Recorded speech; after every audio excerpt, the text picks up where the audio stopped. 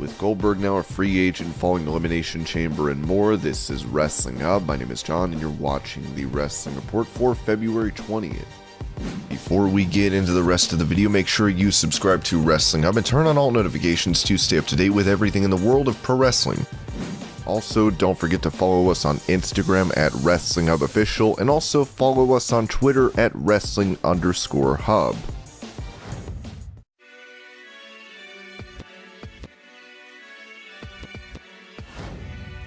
Talking about the current state of pro wrestling on the Ringer podcast, Jarrett noted that the industry does not sell individual names anymore. Talent is less leverage than ever, and the reason being, the brands are what is selling. It's no one individual that says, oh my god, if he's not on the show next week or next month or next year, what are we going to do? Those days, you look at a Hulk Hogan, you look at a Ric Flair, you look at Stone Cold, The Rock, they rose above the brand at times during their career, but it's like, what makes a number one hit? Is it the song or is it the singer? You can't have a number one without both. Jarrett would go on to name the biggest challenges for AEW and WWE. So nowadays, you've got to have the marketing, you've got to have an algorithm, and everything that goes with that. But talent, that is, to me I'll put on my executive producer hat.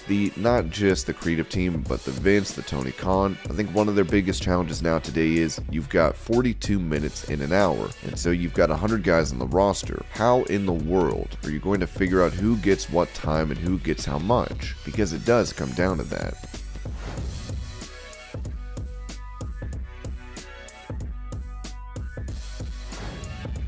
Following his win in the Elimination Chamber, Brock Lesnar is the WWE Champion once more and will now have the chance to unify the world titles when he takes on Universal Champion Roman Reigns at WrestleMania. WWE would confirm this as a winner-takes-all match, releasing this statement. The table has been set. 2022 Royal Rumble winner and WWE Champion Brock Lesnar has chosen to battle Roman Reigns in a title versus title match. It's winner-take-all in a highly anticipated rematch at WrestleMania. Although Lesnar was originally scheduled to challenge the head of the table at WWE Day 1, Reigns tested positive for COVID and was unable to defend the Universal title at the first Premier Live event of the year. After being fired by Reigns days earlier, however, Paul Heyman once again took on the role of advocate for Lesnar and negotiated for his client to be added to the Day 1 WWE title Fatal 4-Way match instead. Thanks to Heyman's maneuvering, the Beast was free to conquer the field and claim the WWE Championship. During Lesnar's WWE title defense against Bobby Lashley at Royal Rumble, Reigns suddenly emerged when the referee was down and used some surprise help from the treacherous Heyman to strike Brock with the title and allow Lashley to reclaim his WWE Championship. The WWE Universe would not have to wait to see how Lesnar would react. On the same night, the Furious Beast stormed his way to the ring as a surprise entrant in the Royal Rumble match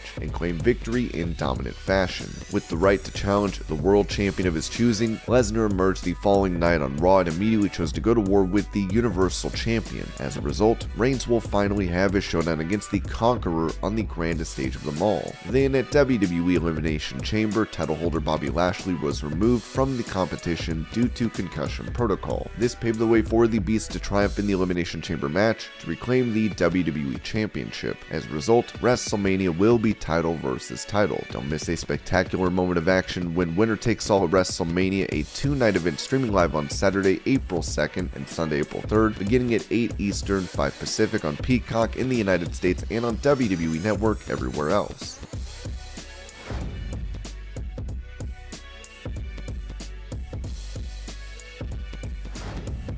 With Bobby Lashley being removed from the Elimination Chamber match, reports have come out that the former champion was injured heading into the event. The Wrestling Observer would even point out that WWE was aware of his status weeks prior to the pay-per-view. He was hurt in the Royal Rumble match and has not competed since then. Now, he is expected to be out for the next few months and will miss WrestleMania. Additionally, this would be noted on the Ringer Wrestling show. I have under good authority that Lashley is shoot hurt and has been hurt since the Rumble match. If you noticed, he hasn't worked any Raws. He hasn't really defended his title. He was shoot hurt at the Lesnar match at the Rumble. From what I'm told, it's for at least 4 months. Shoulder surgery. I'm hearing that he might not even make it to WrestleMania. He's a freak athlete, so there's a possibility.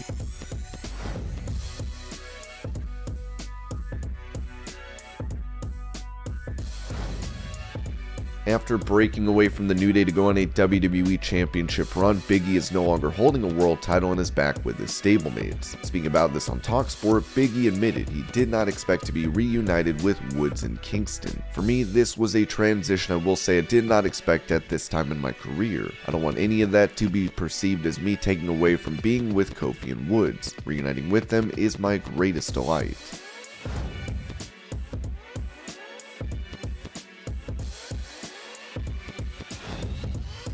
With Tony Khan revealing a huge announcement is coming for AEW, Dave Meltzer would note on Wrestling Observer Radio that this is likely not a new signing. I know whatever it was not a done deal on Thursday, because he was still doing meetings on it, but he was excited. He did say it was a big deal. I didn't sense it was a guy, but more like a business deal. Not sure if it's new content or a television deal overseas. I didn't get the sense that he's putting together some giant signing.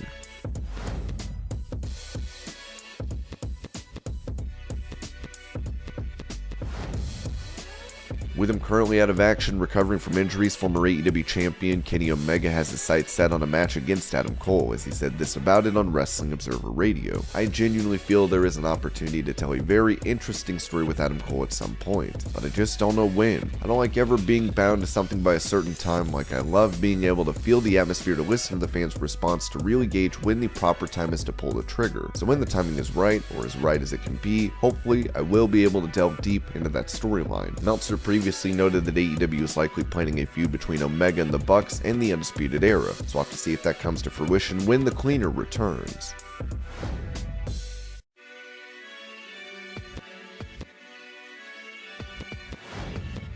During the men's Elimination Chamber match, Brock Lesnar dominated proceedings en route to winning the WWE title. Now, PW Insider has reported that Lesnar smashing through the chamber door to enter the bout was not a planned spot, as the Beast looks set to unify the titles at WrestleMania.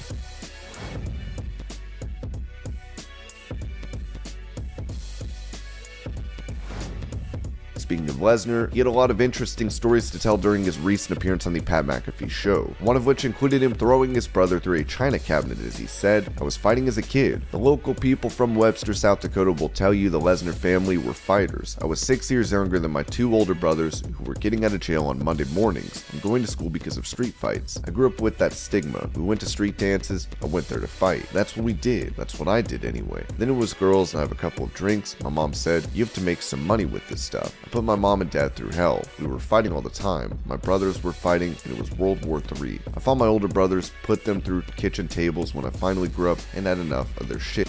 I was probably 18. I put my brother through the china cabinet. My mom and dad just cracked a beer as was. This needed to happen."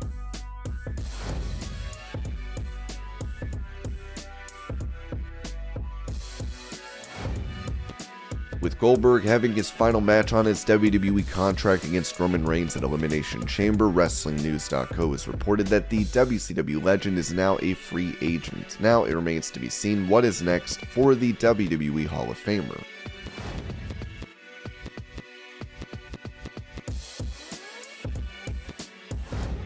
During his appearance on Wrestling Observer Radio, Kenny Omega would also talk about the AEW video game that's coming up, as he teased an announcement. "We actually are working on our next presentation, so for that we have been working non-stop around the clock on this game. I would expect hopefully to have something prepared for people to show very soon. I don't want to promise at the pay-per-view or in that pay-per-view week, but we were hoping to possibly show a little more where we're at and a little bit more progression, revealing possibly a character or characters."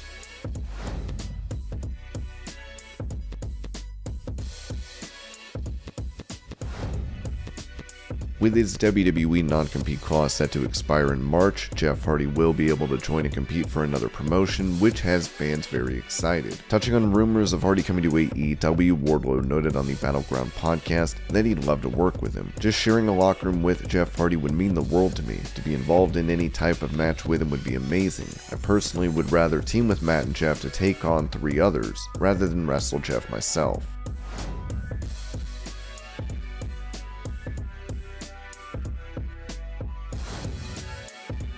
After winning the Women's Elimination Chamber match, Bianca Belair has earned a shot at the Raw Women's title, so she'll be facing Becky Lynch at WrestleMania 38. Becky acknowledged this after she defended her belt against Lita, taking to Twitter to write, "Congrats Bianca, the only two women to win the main event of WrestleMania go head to head in the main event of Mania. Maybe this time I'll beat my own record."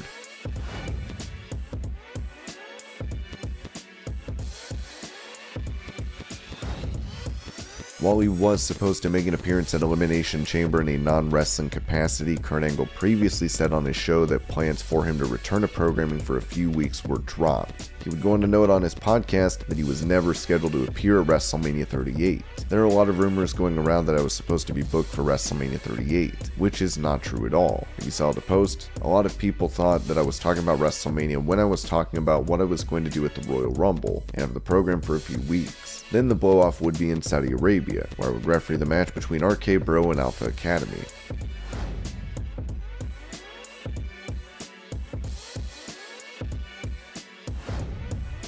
Former WWE star Lars Sullivan is mired in controversy for his previous insensitive comments as well as his pornographic film, but he's been making people uncomfortable on social media lately. Last year, he liked a bunch of pictures on a woman's account which led to her asking for help. Now, indie pro wrestler Michael Young went on Twitter and asked, "Why did Lars Sullivan just like my engagement photos from October?" He would also add that he does not follow Sullivan. And this was your Pro Wrestling News Update. I hope you're all having a great day. Thank you so much for watching, and I'll see you later.